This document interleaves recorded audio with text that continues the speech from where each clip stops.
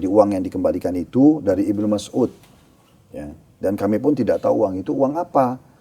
Orang-orang yang seperti Ibnu Mas'ud ini yang sudah megang uang itu, mereka karena mungkin khawatir mereka kembalikan uang-uang itu kan.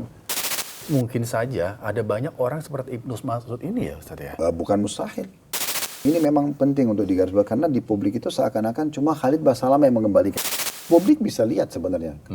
Searching di Google misalnya pengembalian uang ke KPK tentang kasus kuota haji. Akan keluar angka itu kan sudah ada 100 miliar. Pertanyaan sederhana, kenapa hanya Khalid Basalamah?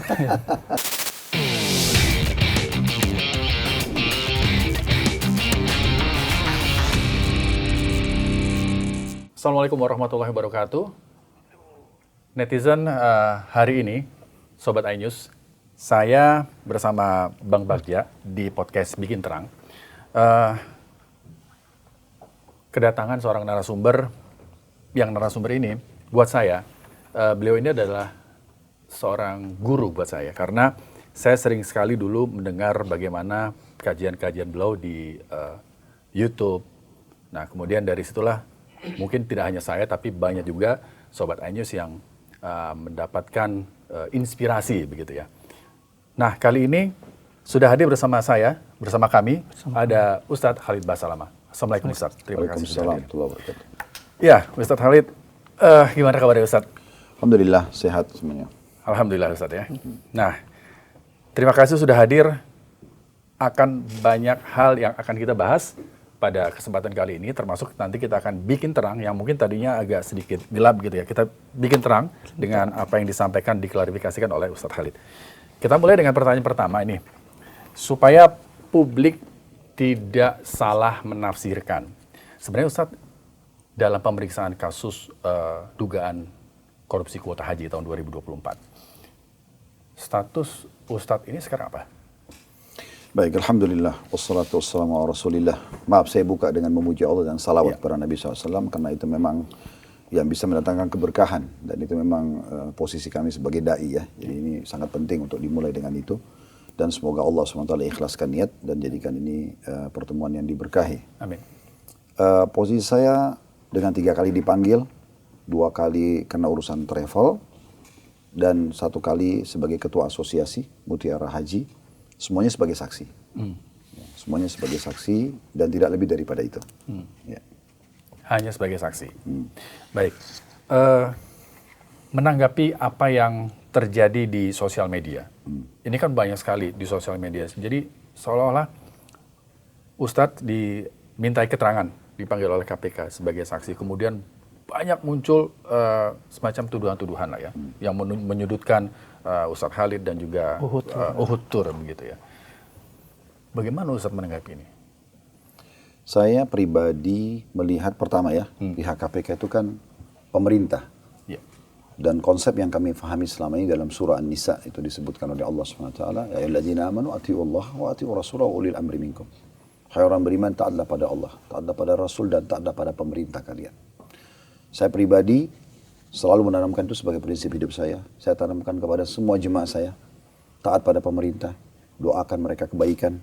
Bahkan saya termasuk orang yang menolak kalau ada demo. Gitu kan? Jangan sampai ada demo-demo, kalau sedikit-sedikit ada demo. Kecuali memang sesuatu yang, memang sudah terlalu melampaui batas dan membutuhkan. Gitu ya.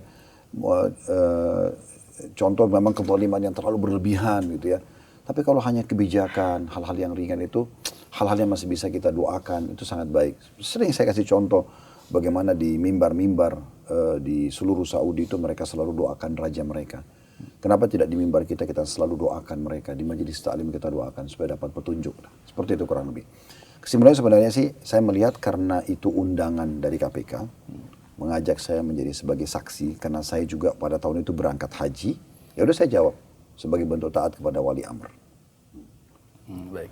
Nah, berikutnya Bang Bajo boleh bertanya juga, silahkan ya. Kapan tuh Ustaz? Kira-kira untuk pertama kali dipanggil KPK dan bisa dijelaskan prosesnya tuh Ustaz? Kalau pas tanggalnya saya tidak ingat ya, tetapi setelah kasus pansus ya waktu itu. Jadi, reaksinya seperti apa Ustaz? Begitu undangan berarti ya Ustaz? Undangan. Undangan ya. Undangan, diminta datang baik-baik, Ustadz bersedia nggak untuk datang gitu kan. selain ada undangan, by lisan juga tentunya undangan tertulis, tulisan. Ya, saya langsung merespon mengatakan tidak masalah. Karena saya merasa tidak ada sesuatu yang saya perlu khawatirkan gitu. Ya. Apalagi pada saat itu pertama sekali mau diundang, pertanyaan pertamanya itu adalah, Ustadz kenal nggak Ibnu Mas'ud? Ibnu Mas'ud? Iya.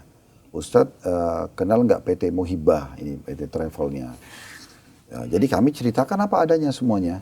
Itu langsung bertemu Ustadz orang KPK? Iya. Jadi kami sampaikan apa adanya semuanya. Setelah kami sampaikan ceritanya, mereka mengatakan, Ustadz kalau gitu Ustadz bersedia untuk diundang nggak? Oh iya, kenapa tidak? Silakan. Datanglah suratnya, setelah itu baru kami datang menghadap. Nah, selama menghadap itu ditanya tentang kronologis. Bagaimana kami ketemu dengan Ibnu Mas'ud, bagaimana kami terdaftar di PT Muhibah, gitu kan. Bagaimana bisa sampai berangkat haji. Nah, historinya apa nih kita?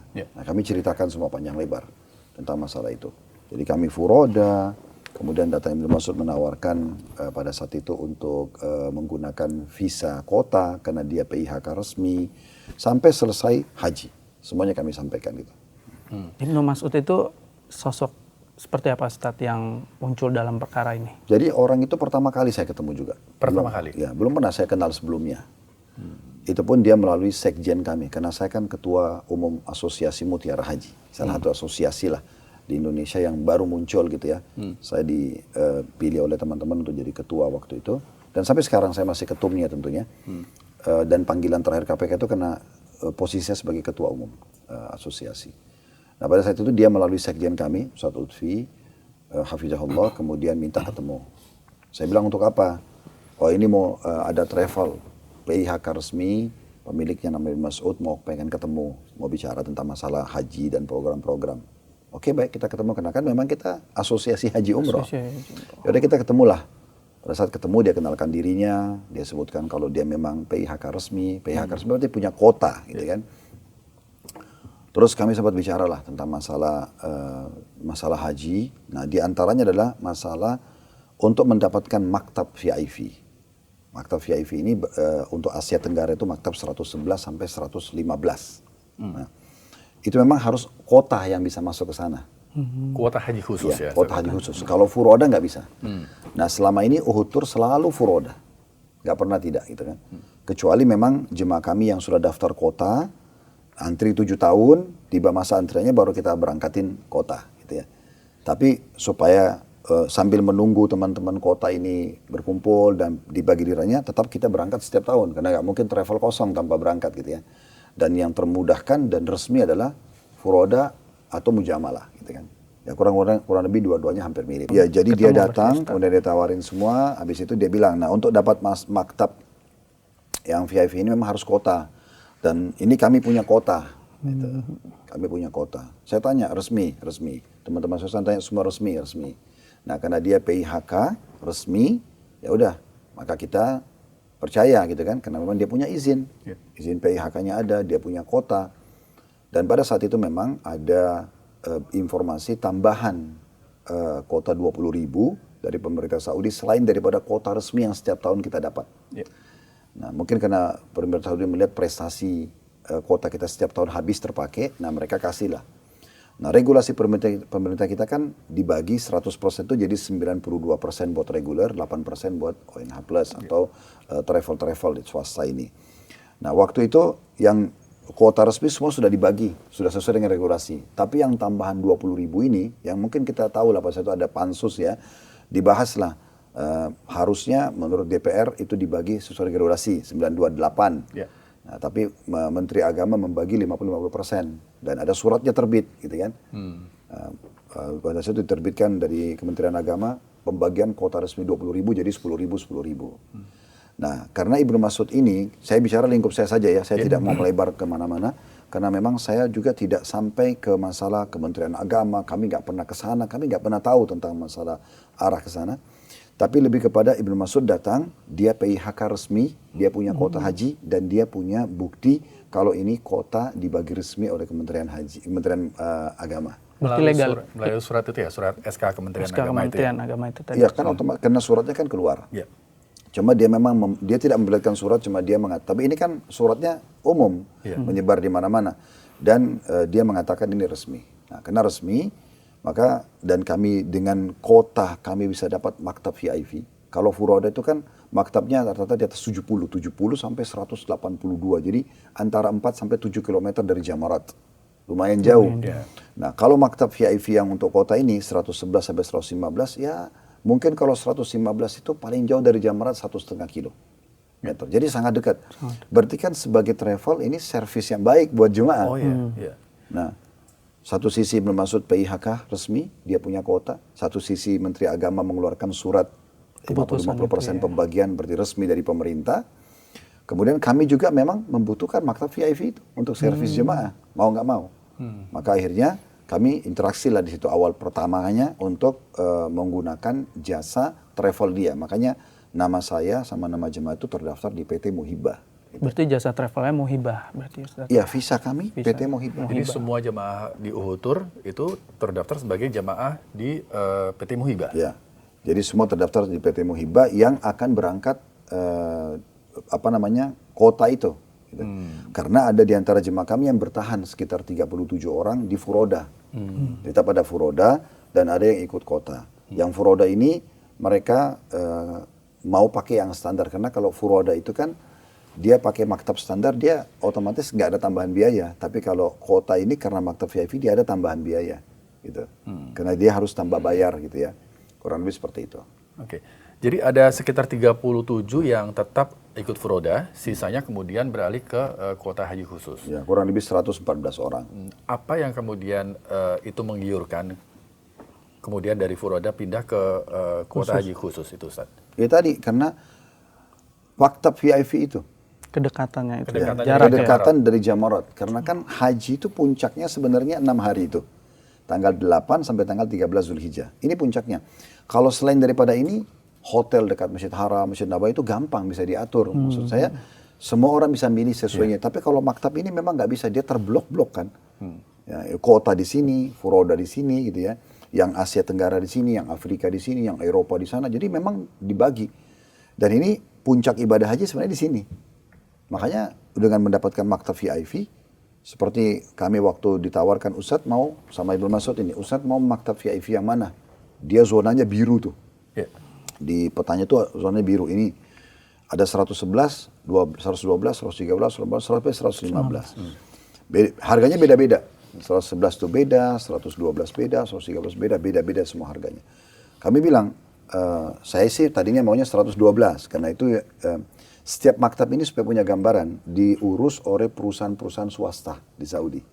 Jadi 111 itu yang pegang perusahaan A, 112 itu perusahaan B. Nah mereka ini bersaing servis. Misalnya mereka tambah snack-snacknya berbeda, mereka tambah karpet, mereka tambah pendingin, mereka tambah kenopi gitu-gitulah. Sehingga maktab pindah 100, yang paling kedua 112. Kami tuh minta, oke 112 aja.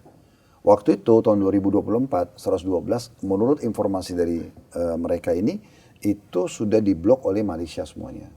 Indonesia nggak bisa masuk.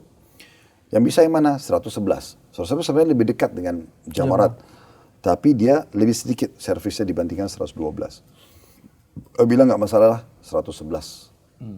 Kami bayarlah untuk maktab 111. Gitu. Nah setelah selesai bayar maktab 111, mungkin semua selesai semua pengurusan. Nama kami pun sudah keluar dari Kementerian Agama, nama visa, nama jemaah haji dengan PT Muhibah. Kami juga sudah bayar maktab yang 111 tadi. Kurang lebih 2 minggu sebelum kami berangkat, tiba-tiba kami diinformasikan akan pindah ke maktab 115. Tapi saya menganggap ini sepihak gitu ya. Karena kami tiba-tiba dihubungin kalau harus pindah. Alasannya apa? Maaf, Afan. Akadnya tadi di 111 sebelumnya? Ya, 111. Kami sudah bayar di 111. Dan kami punya buktinya, bukti pembayaran untuk maktab 111 di zona 1. Berapa itu, Ustaz? Apa itu? Untuk pembayarannya. Waduh, kalau angka saya nggak ingat ya. Angka-angka semua sudah diurus sama akunting gitu ya. Saya bagian teknis lapangan, membimbing jamaah, mengatur manasiknya gitu kan. Saya menjaga keamanan ibadahnya dan kenyamanan tempat fasilitasnya. Tapi kalau udah angka-angka ini saya khawatir sebut nanti salah. Ya. Berarti 2 pekan sebelumnya udah diinformasikan pindah gitu ya, Ustaz? Pindah. Dan saya bilang, Saya nggak mau pindah karena saya udah bayar 111, jemaah juga sudah tahu semua 111. Tapi ini nggak bisa, nggak ada pilihan, harus pindah pada saat itu. Nah, karena kekhawatiran saya jangan sampai kalau saya nggak pindah ke 115 malah loss semuanya, kami jadi nggak dapat maktab VIP, ini jadi masalah juga. Ya. Dan mereka bilang ada kompensasi 1.000 rial per jamaah. Saya bilang saya nggak butuh kompensasinya, saya butuh apa yang saya sudah janjikan sama jemaah, komitmen kami itu nomor 1. Tapi karena mereka nggak bisa, tidak ada opsi, pokoknya harus pindah. Maka saya bilang sama jemaah, kami kumpul semua, kami bahasakan, Pak, Ibu terjadi seperti ini. Alhamdulillah karena mereka membahas, kurang lebih lah yang disepakati itu ya udah yang penting sama Ustadz, nggak apa-apa deh, kita pindah, nanti ada kompensasi 1.000 rial. Dan sebenarnya ini kami kembalikan kepada jemaah, kami sudah berikan, Uhud Tour sudah memberikan kepada jemaah. Tapi kami sendiri, ya pada saat mau menagih itu di pihak Ampuri pada saat itu ya, asosiasi yang ada Ibnu Mas'ud ini, itu mereka bilang ada hitung-hitungan yang belum klop antara Uhud sama pihak asosiasi. Jadi akhirnya ada yang kurang. Ada penambahan biaya lagi. Ya pokoknya ada hitung-hitungan yang kurang. Saya suruh akunting untuk hitung-hitungan sama mereka. Malah keluar angka kami harus nambah waktu itu. Udah saya bilang udah selesaikan aja, bayar. Walaupun ada tambahan, jadi kompensasi 1.000 rial itu kita sudah berikan ke jamaah, tapi kita nggak terima dari mereka. Gitu. Nah, ala kulli hal udah selesai, akhirnya kami pindah ke maktab 115. Nah, setelah tiba di maktab 115 di tanggal 8 Zulhijjah, haji ya, pertama hari Tarwiyah itu, saya bawa jemaah semuanya datang ke sana, ke maktab itu. Dan kami dapat denahnya. Denah ini adalah di maktab 115 itu terbagi dua. Ada 2 zona gitu ya. Ada yang terdiri dari ratusan tenda, ada yang terdiri dari puluhan tenda. Nah, Uhud Tour kebetulan dikasih oleh Muhibbah dan Ampuri ini itu ke yang disilakan waktu itu islandnya, pulau kecilnya gitu, yang puluhan tenda itu. Sehingga otomatis ini sedikit mengobatin kami dengan jemaah karena lebih sedikit antrinya lah. Ya. Karena kan ada antri kamar mandi, ada antri makan, walaupun maktab VIP juga sama. Nah, tapi waktu itu saya dikagetkan karena pada saat saya datang dengan jemaah, datang ke tenda yang sudah ada di Dena itu ternyata sudah penuh dengan jemaah orang Indonesia. Saya lalu mau nyapa, mau negur, saya nggak tahu siapa pimpinannya. Kemudian jemaah juga saya lihat pada tidur gitu kan, saya kesian juga mau ganggu. Tapi jemaah kami sudah turun dari bus semua. Saya hanya datang ke kantor urusan tenda Maktab 115 itu dengan orang Arab itu saya ngobrol. Kebetulan bisa ngerti bahasa Arab, saya ngobrol. Maksudnya saya bisa bahasa Arab, saya ngobrol sama beliau dengan bahasa Arab. Saya tanya, ini kemah saya sesuai dengan ini nama perusahaan saya ini. PT Auto Zahra Otomadiri ini, nama brandnya adalah Uhud Tour. Dia bilang, iya benar kalau sesuai dengan. Coba kita lihat di lokasi. Kami datang ke lokasi, cek. Udah benar nih, gak ada yang salah. Intinya kami muter-muter memastikan itu kurang lebih 1 jam. Jemaah sudah nunggu nih. Terus saya bilang begini aja kesimpulannya. Tolong pihak maktab, jangan saya yang masuk ke dalam tenda itu, karena Anda punya hak untuk masuk gitu kan. Cek siapa pimpinan travel itu, mungkin mereka salah tempat. Jadi biar jemaah saya nggak nunggu lama. Juga mumpung masih tanggal 8 Zulhijjah, masih sedikit jemaah masuk Mina. Karena umumnya banyak jemaah itu kumpul di Mina itu tanggal 10 sampai tanggal 12. Gitu kan. Setelah mereka tanggal 9 ke Arafah sama Muzdalifah, tanggal 10 hari Idul Adha baru mereka ke Mina. Gitu kan. Banyak jemaah juga cuma sampai tanggal 12 karena mau ambil nafar awal. Ada istilah-istilah di haji lah. Nah pada saat itu kami datang sama petugas keliling-keliling dalam tenda itu ketemu, keluar pimpinannya. Saya kaget, ternyata Ibnu Mas'ud. Terus saya tanya, loh antum di sini? Dia bilang, iya Ustaz. Loh ini kan bukannya punya Uhud. Iya. Dia bilang, udah kita gabung aja. Loh saya bilang, saya nggak mau gabung. Dari awal sudah saya bahasakan, saya mau dari Jakarta sama jemaah saya saja. Karena kami ada taklim, kami ada tahsin Al-Quran, kami ada sholat berjamaah. Dan memang di tenda-tenda itu kan masing-masing travel sholat berjamaah sendiri-sendiri. Ada program masing-masing gitu kan. Intinya sebenarnya dia maunya kita gabung situ. Ya saya nggak mau. Nah terus saya minta solusi sama, dan ini lagi haji nggak mungkin kita berdebat-debat. Haji itu kan anjuran tidak berdebat. Saya bilang sama pengawas tenda itu, tolong cariin saya sama jemaah tenda dulu. Biar kami istirahat dulu, karena jemaah sudah 1 jam berdiri. Panas nih. Udah jadi dapatin tenda. Jadi terpaksa kami dapat tenda di seberangnya yang ada ratusan tenda itu. Otomatis makan lebih panjang antrinya, kamar mandi lebih panjang antrinya. Tapi saya tenangkan jemaah dan akhirnya kami masuk ke tenda itu. Nah, saya juga kaget waktu itu ternyata tenda itu punya Ampuri. Ya. Dan akhirnya ada orang Ampuri yang datang, Ustadz harus pindah, ini bukan tenda Ustadz. Saya bilang, oke, tenda saya di mana? Saya harus tahu tenda saya di mana, tunjukin di mana tenda saya. Kalau menurut tenda saya yang dipakai Ibnu Mas'ud, suruh dia keluar dulu, baru saya masuk. Jemaah saya pindah bawa tas, ini kan nggak mudah. Bawa tas, orang lagi dalam berihram, belum ada ibu-ibu yang tua pakai tongkat, ini nggak semudah yang dibayangkan. Akhirnya mereka pergi. Mereka kembali lagi, bilang lagi. Saya selalu nolak, karena bagi saya, ya siapin dulu saya tenda. Akhirnya intinya sampai selesai haji terakhir tanggal 13, kami tinggal sampai tanggal 13, kami ambil nafar thani ya, sampai akhir haji itu, kami tetap di tenda itu intinya. Ya sudahlah, suka duka itu, haji saya anggap itu ujian dari Allah, udah saya biarin aja. Dan selesai tenda, berarti sudah selesai, karena hotel segala macam itu adalah paket kami sendiri. Busnya segala macam itu paket kami sendiri semuanya. Sampai selesai haji, kami pulang haji, ributlah kasus pansus tuh, ya kan? Diributkanlah kota yang 20.000, kenapa dibagi 50-50, sementara harus ikut regulasi 928. Saya tidak tahu apa-apa tuh, saya pikir ya sudah itu urusan mereka, karena saya kan pada saat itu merasa berdiri, saya mendaftar di PT Muhibbah, visanya gitu kan, dan nama kami keluar. Nah tiba-tiba datanglah pihak dari Ibnu Mas'ud ini diutus ketemu sama manajer kami di Uhud, dan tiba-tiba datang mengatakan ini kami mau kembalikan uang. Kembalikan uang? Ya, tidak boleh ada tanda bukti, tanda terima ya, tidak boleh ada kamera gini-gini. Terus mereka kasih uang itu. Nah uang ini kami pun tidak tahu, orang kami pun tidak tahu uang apa. Jadi rasionalnya itu kita daftar ke antum, daftar ke satu travel. Terus tiba-tiba dikembaliin uangnya ke jamaahnya. Ya udah, pengembalian ke jamaah kan jamaah pikir ini uang saya berarti. Tapi waktu diterima pun saya tidak tahu, karena saya tidak ada di lokasi. Nah, saya pun sempat mengingatkan manajer kami kenapa diterima uang tanpa ada tanda terima.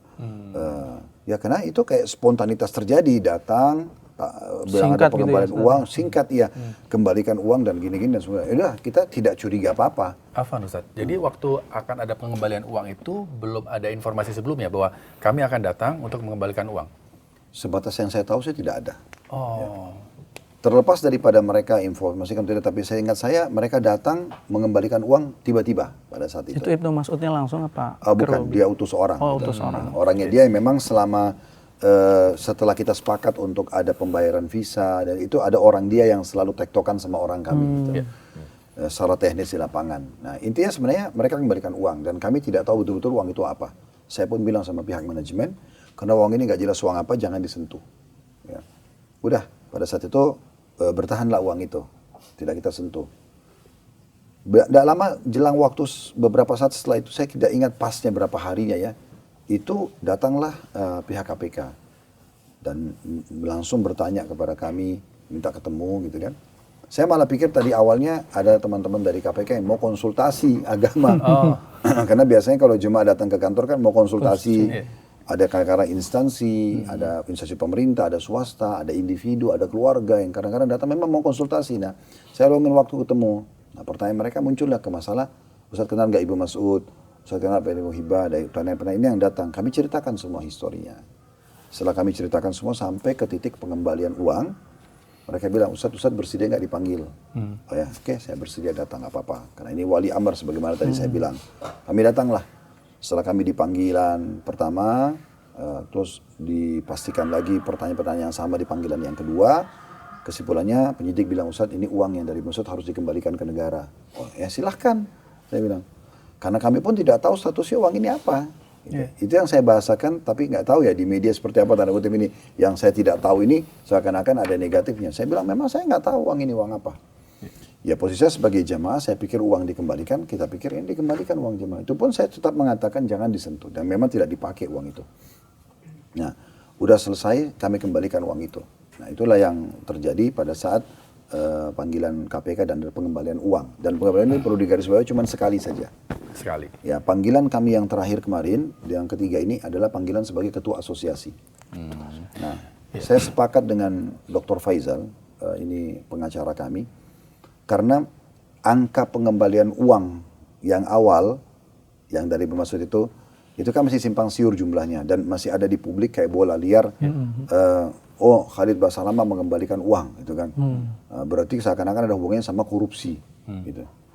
Maka kita membahasakan, sepakat sama pengacara, nanti setelah pertemuan dengan penyidik di masalah asosiasi, kita sampaikan. Makanya pengacara yang berbicara kan, jadi uang yang dikembalikan itu dari Ibnu Mas'ud. Ya. Dan kami pun tidak tahu uang itu uang apa. Maka pihak KPK minta kami kembalikan. Sebatas itu saja.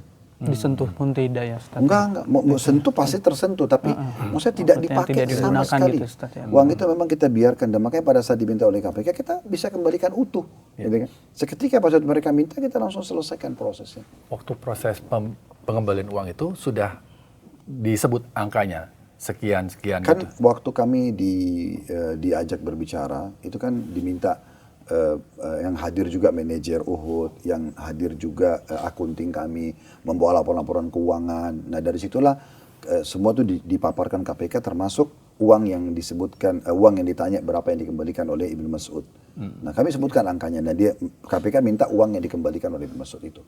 Ya udah kami kembalikan. Gitu. Baik, nah ini untuk supaya bikin terang juga, sebenarnya yang mengembalikan uang ini itu tidak hanya Uhud Tour ya Ustaz ya?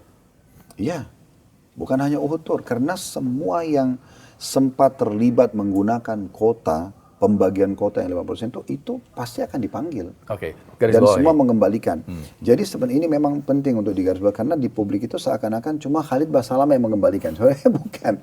Itu bisa dicek di Google berapa uang yang sudah dikembalikan ke KPK dan berapa target pengembalian yang harus dikejar gitu kan. Ya salah satunya dari kami gitu.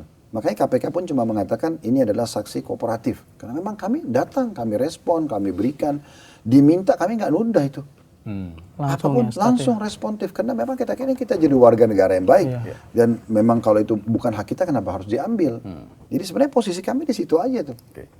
Baik, nah ini juga menarik untuk Sobat iNews bahwa sekali lagi di garis bawah adalah yang mengembalikan uang itu tidak hanya Uhud Tour, karena ada beberapa ya Ustaz ya, travel-travel yang yang saya juga dapat mengembalikan. Informasi malah sampai 400 travel.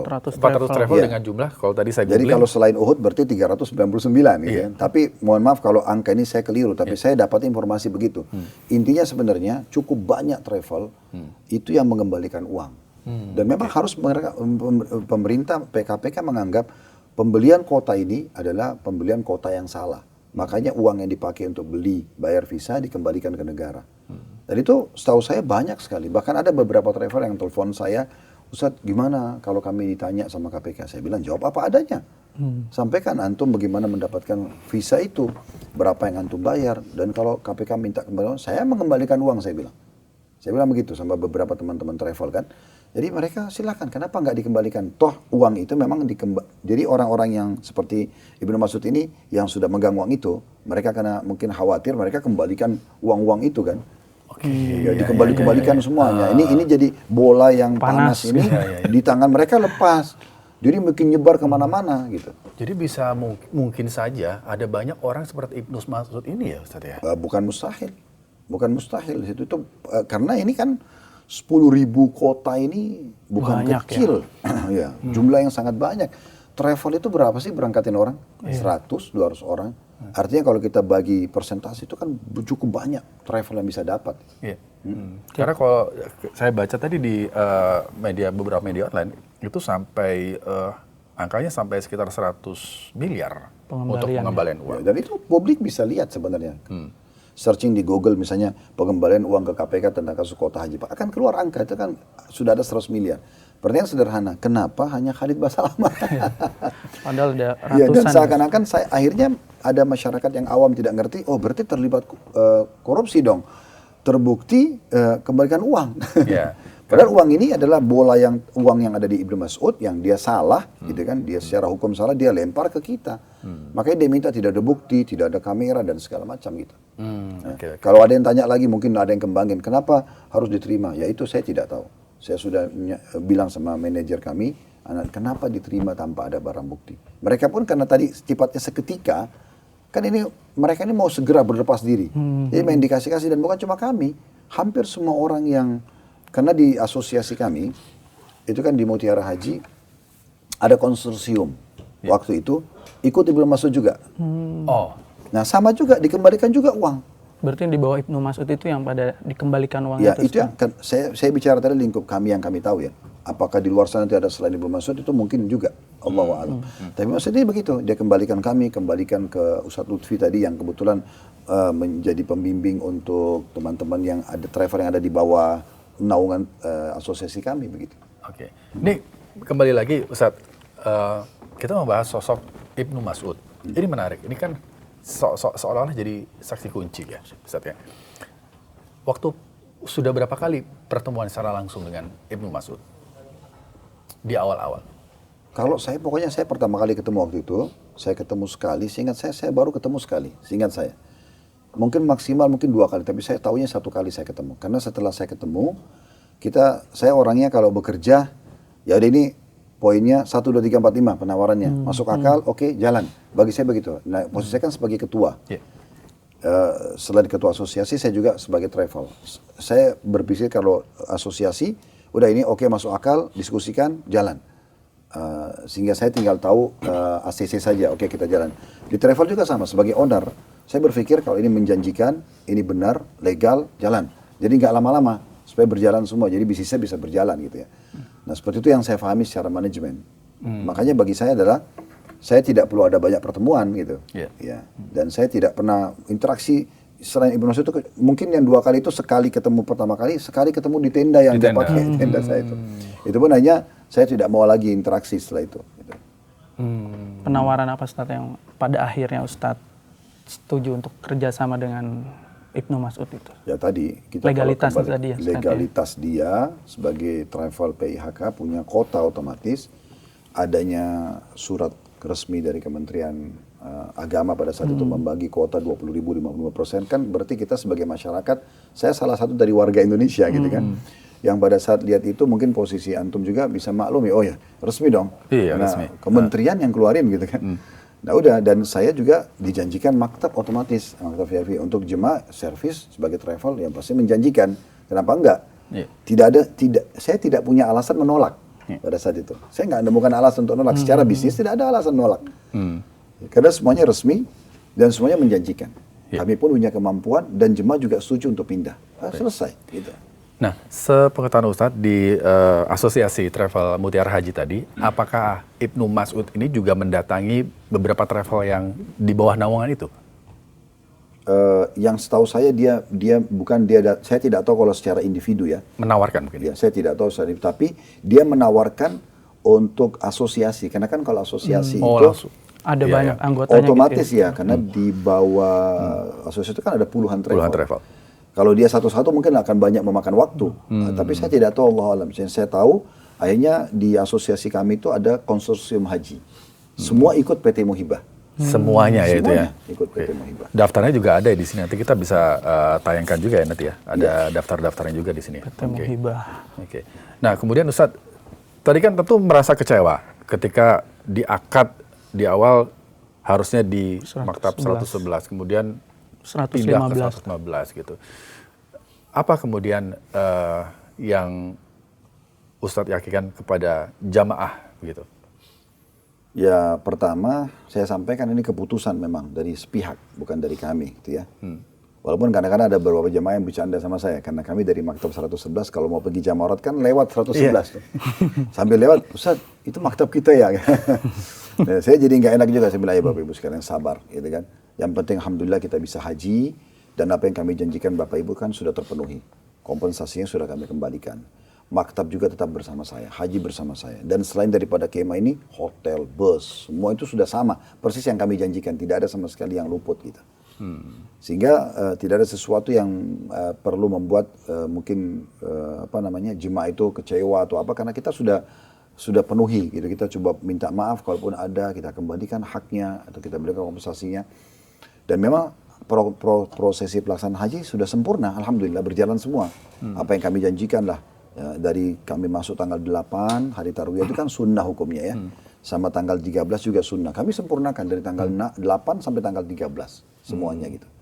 Sehingga tidak ada sesuatu yang perlu dipermasalahkan antara kami sama jemaah. Tapi kalau saya sama Ibnu Mas'ud ini, ya memang saya kecewa berat gitu ya. Karena dengan kasus yang dia buat ini kan akhirnya saya pun sekarang seakan nama baik saya tercoreng gitu ya. Dan di belakang saya ini ada dakwah, ada Islam, ada keluarga saya, ada nama baik. Ya, itu saya tidak setuju dengan itu. Karena seakan-akan dia melempar bola ini. Dia tahu, kalau saya lihat ini sebenarnya dia tahu mungkin ini ya. Ini kuota nggak benar. Terbukti kenapa dia kembalikan uang ke kami gitu kan. Kalau dia tahu kenapa dari awal dia bisnis itu, kenapa dia harus masuk ke ranah itu. Setelah itu pengembalian uang ini kan berbahaya sekali. Andai saja qadarullah ya, dia tidak kembalikan uang kepada kami, kan kami tidak ada masalah dengan keuangan itu.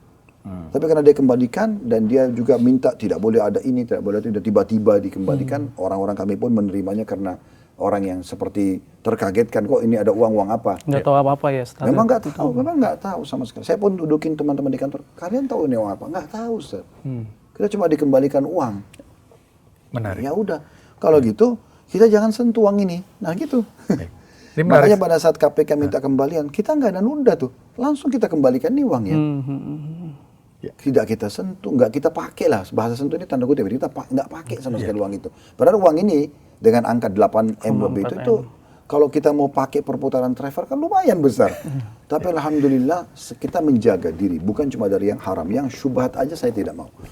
Karena ini berbahaya buat keluarga, buat diri kita sendiri kan. Nah seperti itu. Nah kemudian Ustaz, dari pengalaman Ustaz ini, titik mana di sistem kuota haji ini yang paling rentan disalahgunakan ketika kita berkaca dari kasus yang kemarin ini? Sebenarnya memang, Ustaz. Kalau saya bicara sebagai dai ya, saya melihat masalah keimanan dulu. Setiap petugas di Kementerian Agama, mungkin sekarang Kementerian Haji, setiap individu dari pimpinan sampai bawahannya, ini harus bertakwa kepada Allah SWT. Betul-betul merasa ini amanah. Gitu loh. Kalau dia merasa dirinya menjalankan amanah dengan baik, tidak ada pelanggaran, ya udah bismillah. Tapi kalau sudah tahu ada pelanggaran, ya, misalnya menjual kota atau yang semisalnya, ini jangan dilakukan karena masalahnya bukan cuma urusan dunia. Ini kan kebongkarnya kasus seperti ini, di dunia saja sudah repot gitu ya, harus dipenjara, harus dipermalukan nama baiknya. Pokoknya susah lah, dan bukan cuma dia saja, bukan individunya saja, tapi anak-anaknya, keluarganya, namanya nggak baik. Itu baru dunia, bagaimana urusan akhirat nih? Kan urusannya masalah nih, ada siksa kubur, ada mahsyar, ada neraka, ini kan berat. Jadi makanya kita harus bertakwa kepada Allah, menjaga keimanan kita dulu. Yang kita nikmati 5 huruf halal, hindari 5 huruf yang lain haram. Udah. Dan Nabi SAW sudah mengatakan, halal jelas, haram jelas. Di antaranya ada hal yang syubhat, samar-samar.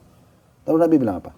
Siapa yang menyelamatkan diri dari yang syubhat, samar aja, dia telah menyelamatkan kehormatan diri dan agamanya.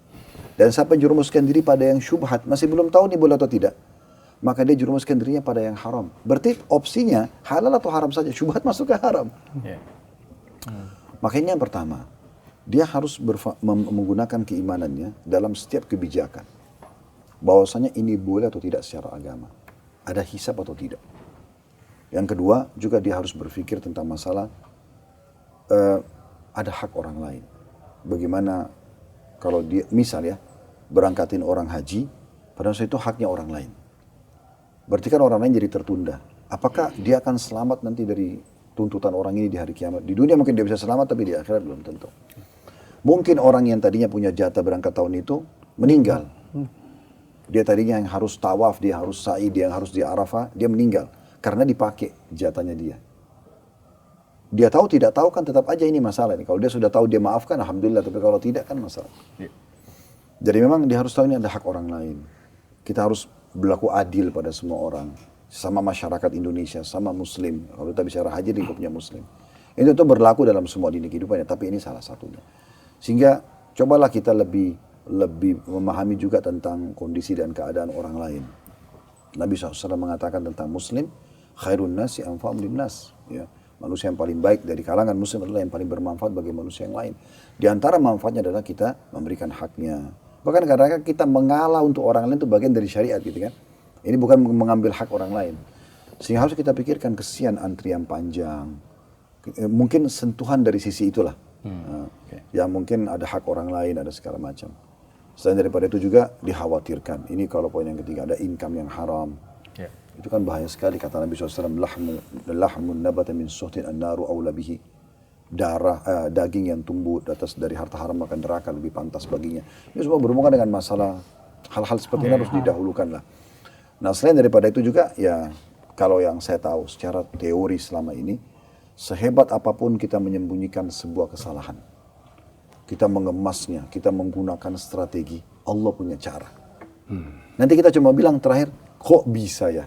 Jawaban sederhana saya biasa bilang di pengajian, pasti bisa. Karena Allah bilang, innahum yakiduna kaida. Mereka mengatur tipu daya, wa akidu kaida. Aku pun mengatur tipu daya. Jadi kadang-kadang kita tidak sadar. Berapa banyak suami atau istri selingkuh, dia tidak sadar. Dengan begitu luar biasa dia mengemasnya, tapi kebongkar dengan pasangannya. Masya Allah. Allah punya cara. Jadi jangan selalu membodohi diri, seakan-akan tidak akan ketahuan. Terima kasih Ustadz sudah hadir bersama kami. Dan semoga saja semua persoalan termasuk soal dugaan korupsi kuota haji ini bisa benar-benar selesai, bisa benar-benar clear gitu ya. Semoga saja nanti di tahun ini adalah tahun pertama Indonesia berangkat haji melalui kementerian terbaru, kementerian baru ya. Kementerian Haji dan Umroh. Baik, terima kasih sudah hadir bersama kami. Demikian Sobat iNews, podcast kami hari ini, podcast Bikin Terang, saya Rizky Hasan. Saya Komarudin Bagja. Terima kasih dan wassalamualaikum warahmatullahi wabarakatuh.